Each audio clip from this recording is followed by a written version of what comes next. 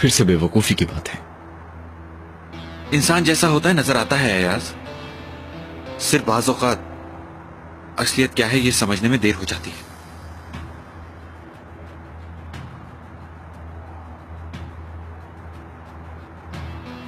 फजूल बातें नहीं करो।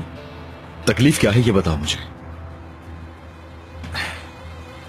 मेरी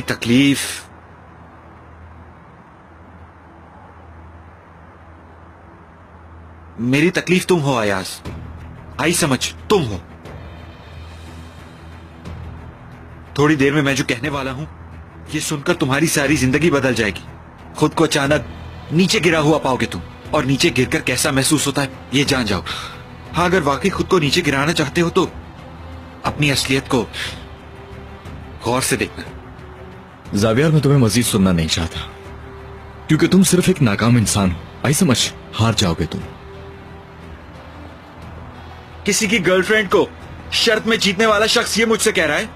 हाँ, जिसने अपनी बीवी एक मामूली सी शर्त में जीती हो वो आदमी ये कह रहा है?